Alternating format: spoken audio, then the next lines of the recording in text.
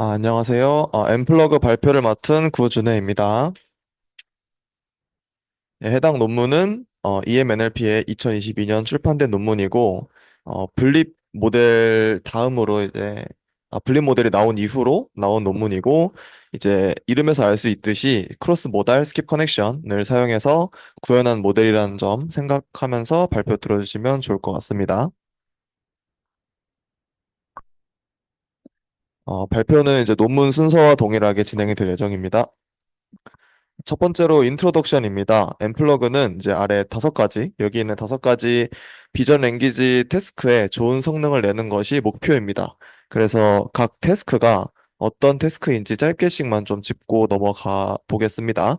첫 번째로 이제 이미지 캡셔닝은 이미지 인풋이 주어지면 해당 이미지가 어떤 이미지인지 답을 내는 태스크이고, 두 번째로 VQA는 이미지와 텍스트 질문이 주어졌을 때 어떠한 답을 내는 태스크이고, 그리고 세 번째로 이미지 텍스트 리트리발은 이미지나 텍스트가 주어졌을 때 이제 각자의 반대편에 있는 결과물을 탐색하는 그런 태스크이고, 네 번째로 비주얼 그라운딩은 텍스트 프롬프트에 맞는 이제 이미지의 일부분만 잘라내는 그러한 태스크이고, 다섯 번째로 비주얼 리즈닝은 이미지가 주어져 있고 텍스트 프롬프트가 이제 추가로 주어졌을 때 적절한 답을 추론해내는 태스크입니다. 이제 그래서 이 총 다섯 가지 태스크에 적합한 모델을 만들었다는 점을 처음에 얘기를 하고 있고요. 다음으로는 이제 기존의 VLP 모델을 좀 약간 이렇게 두 가지 형태로 나누고 각각의 문제점을 짚었습니다. 그래서 이미지와 텍스트 각각의 인코더를 사용하고 셀프 어테션과 피드포 네트워크를 거치는 이제 왼쪽 같은 듀얼 인코더 모델, 주로 클립이나 온라인 등이 있고요. 그리고 각각의 인코더가 있고 여기서 크로스 어텐션을 통해서 더 세부적인 사항까지 고려할 수 있도록 만든 퓨전 인코더 모델로 이제 나누었습니다. 네, 그 중에서는 RBF랑 뭐 유니터, LX 멀트 같은 모델이 있고요. 그래서 각 방식의 문제점을 짚고 이점만 가져와서 새로운 크로스 모달 퓨전 메커니즘을 개발하였습니다. 그래서 이 자세한 모델 아키텍처 부분은 뒤에서 좀 더 자세히 설명하겠습니다. 다음은 관련 연구입니다. 앞서 보았듯이 본 논문에서는 듀얼 인코더 모델과 퓨전 인코더 모델에 대해 언급을 하고 있고, 이제 먼저 듀얼 인코더 모델이 뭔지 특징과 장단점을 좀 살펴보겠습니다. 듀얼 인코더 모델은 이미지와 텍스트 별도의 인코더를 사용하고, 그리고 이제 두 인코더에서 각 모달리티의 특징을 추출하며 이후 두 모달리티의 특징으로 이제 이미지와 텍스트가 얼마나 잘 매칭되는지 그런 거를 이제 계산하는 식으로 학습합니다. 그래서 이러한 모델의 장점으로는 각 모달리티, 즉 텍스트나 이미지의 특징을 좀 미리 계산하고 저장을 하기 때문에 검색이나 비교 작업을 빠르게 수행할 수 있는 반면 각 모달리티가 독립적으로 처리되어서 뭐 더 세부적인 깊이 있는 정보까지는 캐치하지 못하고 두 모달리티의 정보량의 차이 때문에 어떤 성능이나 퍼포먼스가 저하가 되는 경우가 있습니다. 그래서 왼쪽 그림 예시를 보면 좀 이해가 쉬우실 텐데 이 비주얼 인코더에서는 이미지를 저렇게 강아지 이미지를 패치 단위로 막 잘랐는데 텍스트는 단 4개의 토큰만이 존재할 때 뭐 이러한 경우에 각 두 모달리티의 정보량의 차이가 나고 성능이 저하된다라는 얘기를 하고 있습니다. 다음은 이제 퓨전 인코더입니다. 퓨전 인코더 모델도 마찬가지로 이미지와 텍스트 별도의 인코더를 사용하고 셀프 어텐션, 크로스 어텐션 등으로 이제 이미지와 텍스트 두 모달리티 간 세부적인 미세한 상호작용도 학습할 수 있다라는 특징이 있습니다.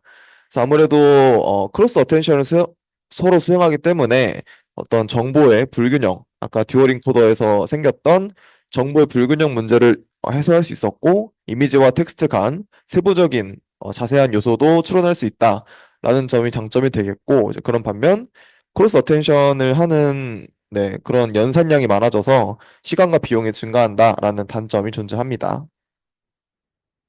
그래서 본 논문에서는 앞서 본 두 모델의 단점을 보완한 이러한 형태의 아키텍처를 제안합니다. 그래서 특히 여기 그림에 여기 왼쪽에 스킵 커넥션을 사용했다는 점이 특징적인데요. 그래서 엠플러그에서는 충분한 정보가 이미지에는 이미 들어있다고 생각을 네, 다시 하겠습니다. 네. 그래서 스킵 커넥션을 사용했다는 점이 특징적이고, 엠플러그에서는 이미지와 텍스트를 처리하는 각각의 두 개의 단일 인코더로 구성을 했고, 이미지는 이미 이제 인코더에서부터 충분한 정보가 들어있다고 판단을 해서, 예, 저렇게 스킵 커넥션을 사용했고, 그리고 텍스트만, 그래서 셀프 어텐션을 연산한 후에, 이제 여기 위에 커넥티드 어텐션 레이어로 전달이 됩니다. 그래서 이렇게 모델을 구성했을 때, 정보량의 차이도 완화하면서 연산량을 줄일 수 있었다라고 얘기를 하고 있고요.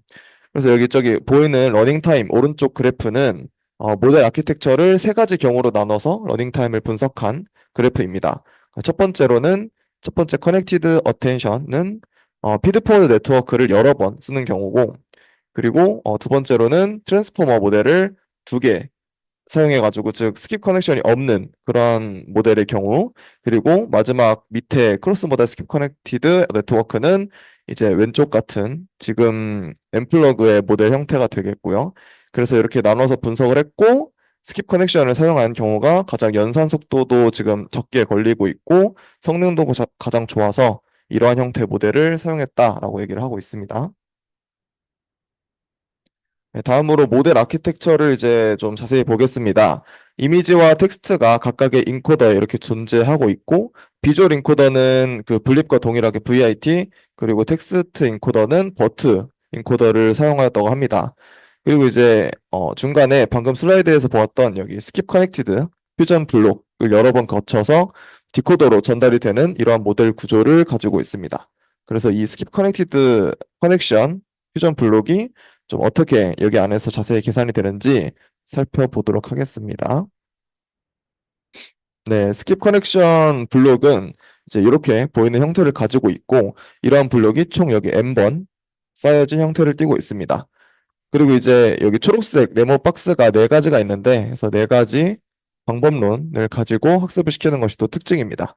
그래서 전체적으로 딱 봤을 때 이미지와 텍스트가 각각의 인코더로 들어가서 서로 여기 ITC, 이미지 텍스트 컨트래스티브 러닝 학습이 진행이 됩니다. 그리고 이제 스킵 커넥티드 퓨전 블록을 거쳐서 나온 인베딩 벡터는 ITM, 이미지 텍스트 매칭, 그리고 MLM, 마스크드 랭귀지 모델, 로스 펑션으로 계산이 되고, 이제 이 인베딩 피처들이 디코더로 넘어가서 마지막에 생성한 문장에 대해서 프레픽스 LM 방법론으로 계산이 됩니다. 그래서 여기 총 로스 펑션은 각각의 네, 로스들을 합해서 계산을 하고요. 그래서 각각의 로스 펑션들에서 어떻게 더 연산이 되는지 살펴보면은, 첫 번째로 이제 ITC입니다. ITC란 여기 이미지와 텍스트 쌍이 네, 관련 있는 것끼리 가깝게 만들고, 관련이 없는 이미지 텍스트 네, 페어는 멀게 만들면서 최적화시키는 방식을 의미합니다. 그래서 여기 예시처럼 빠삐용 강아지 사진이 있으면은 저렇게 포지티브 페어는 가깝게 만들고 네거티브 페어는 멀게 만드는 거죠. 그래서 이렇게 하면은 이미지와 텍스트 각각을 기준으로 삼아서 이제 가장 관련 깊은 페어가 뭔지 계산을 할 수 있고, 엠플러그에서는 그렇게 이미지 기준으로 한 로스, 텍스트 기준으로 만든 로스를 더해서 총 ITC 로스를 구성을 했으며, 이를 통해 이미지와 텍스트 간 세부적인 어떤 네, 상호작용에 대해서 학습할 수 있었다라고 얘기를 하고 있습니다. 두 번째로는 ITM, 이미지 텍스트 매칭입니다. ITM은 이미지와 텍스트 각 요소별로 코사인 유사도를 이렇게 예시와 같이, 네, 여기 예시와 같이 계산합니다. 그리고 이제 각 요소별 가장 유사도가 높은 포지티브 샘플과 그 다음으로 유사도가 높은 하드 네거티브 샘플을 학습에 사용했다고 합니다.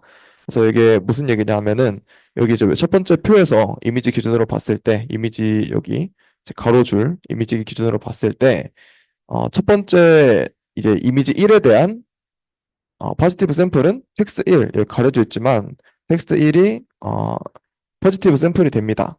그래서 그 다음으로 봤을 때 텍스트 2가 하드 네거티브 샘플이 되고, 그래서 요 텍스트 1과 텍스트 2 모두 사용했다라는 얘기를 하고 있습니다.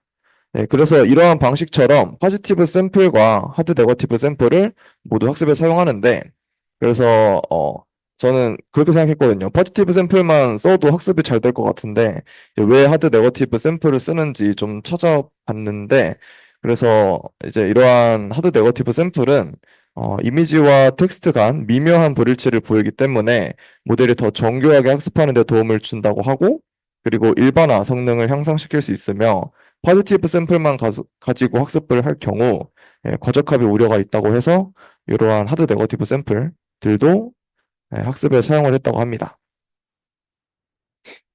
그래서 여기 본 그림처럼 각각 왼쪽에 포지티브 샘플이 입력이 되고 오른쪽에 네거티브 샘플, 하드 네거티브 샘플이 입력이 되고 그 각각의 퓨전 블록을 거쳐서 나온 임베딩을 컨캐트네이트 하고 여기 위에 라벨과 비교를 해가지고 크로스 엔트로피를 구해서 로스를 계산하는 이러한 방식이 ITM 방식입니다.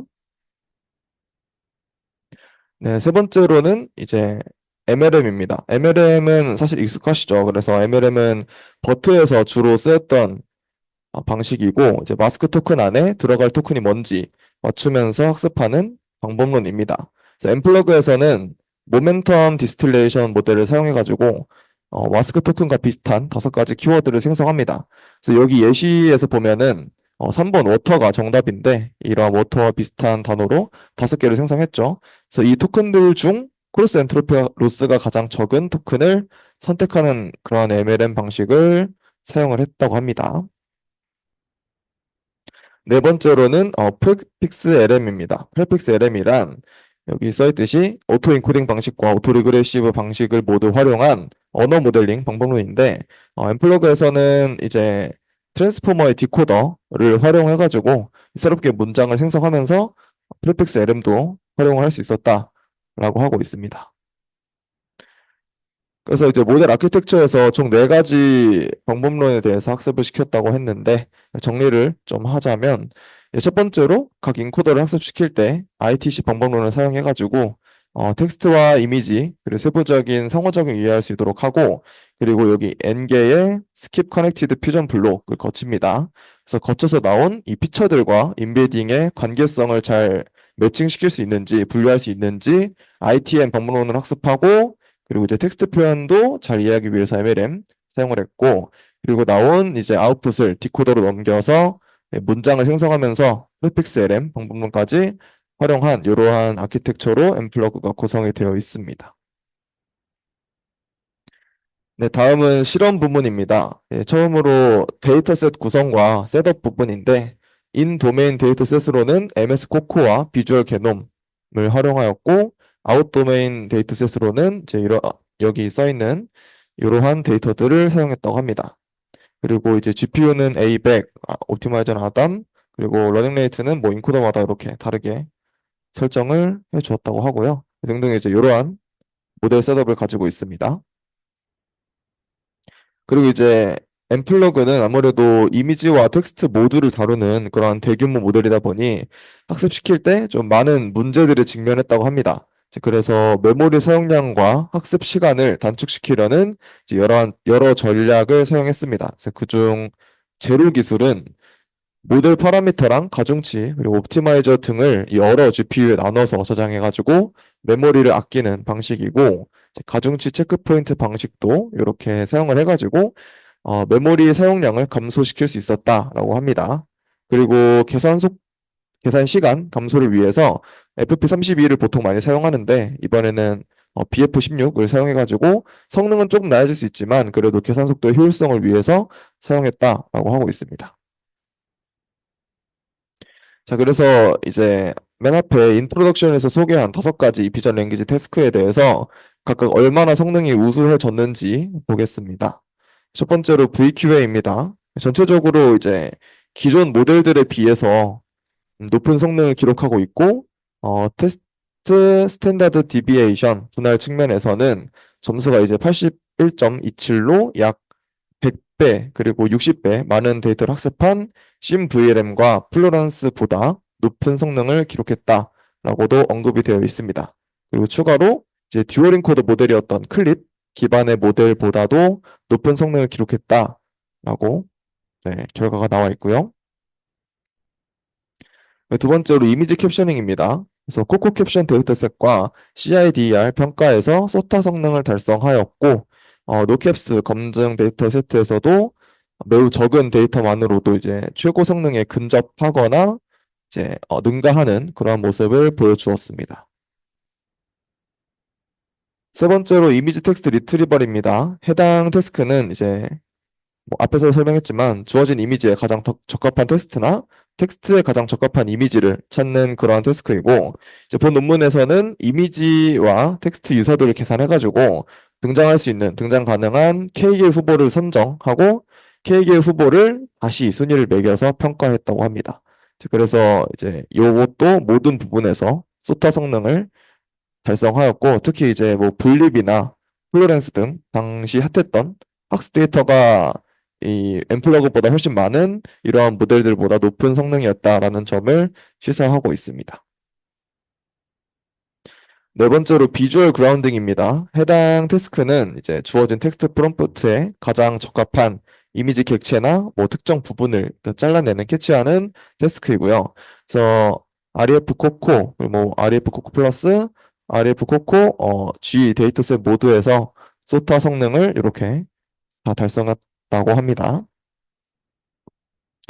다섯 번째로 이제 비주얼 리즈닝입니다. 비주얼 리즈닝은 이미지를 보고 텍스트 질문에 답을 추론하는 그런 태스크인데, 저렇게 NLVR2 태스크와 SNLIVE 태스크로 나눠서 좀 분석을 했다고 합니다. 그래서 NLVR2 태스크는 두 이미지 쌍이 주어진 문장을 설명할 수 있는지 여부를 판단하는 태스크이고, SNLIVE 태스크는 주어진 이미지와 텍스트 쌍이 의미론적으로 뭐 중립인지 모순되어 있는지 등 어떻게 연관되어 있는지 판단하는 그런 태스크입니다. 그래서 이러한 태스크들에서 좀 적은 데이터셋만으로도 소타급 성능을 보인다.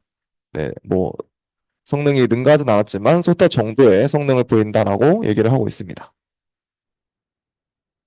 이제 마지막 실험으로는 이제 효율성 실험입니다. 그래서 왼쪽부터 설명을 하자면 이 스트라이드에 따른 그래프인데, 여기서 말하는 이 스트라이드는 그 모델 아키텍처 중에 스킵 커넥티드 퓨전 블록에서 그 텍스트는 어텐션 연산을 수행한다고 했습니다. 그래서 그 텍스트에 대해 어텐션 연산을 할 때 이러한 스트라이드를 사용했다고 하고, 이제 그 결과 3일대가 가장 성능이 좋았지만 어큐러시가 좋았지만 6일대가 가장 속도가 빨랐다 라는 그러한 얘기를 하고 있습니다. 그리고 이제 오른쪽 그래프는 맨 처음 인트로덕션에서 이제 설명드렸던 그래프, 그 러닝타임 그래프와 좀 유사한데, 이제 앞에서부터 셀프 어텐션과 피드포워드 네트워크를 겹겹이 쌓은 그러한 모델, 그리고 스킵 커넥션 없이 구성한 모델, 그리고 세 번째가 이제 그 분립 모델의 지표이고, 그리고 네 번째가 엠플러그 모델의 지표입니다. 오른쪽 그래프에서. 그래서 따져봤을 때 분립보다 그 연산 시간은 조금 더 오래 걸리지만 성능은 굉장히 여기 높아졌다. 네, 시간에 비해서 성능이 많이 높아졌다라고 이제 분립과 좀 비교하면서 얘기를 하고 있습니다. 마지막으로 이제 결론입니다. 엠플러그는 효율적인 VLP 프레임워크를 제안했는데, 특히 이제 비전 랭귀지 분야의 5가지 태스크에 대해서 적합시키기 위해 학습시킨 모델입니다. 그 중에서 모델 아키텍처를 구성할 때 어떤 텍스트와 이미지, 정보량의 차이에 의한 성능 저하를 막고자, 퍼포먼스의 저하를 막고자 노력했고, 그래서 이제 스킵 커넥션을 사용했으며, 다양한 메모리 절약과 학습 속도 보장 전략을 사용했습니다. 그 결과 다양한 비전 랭귀지 태스크에서 소타 성능을 달성한 모델이었습니다. 네, 제가 첨가한 레퍼런스 자료이고요.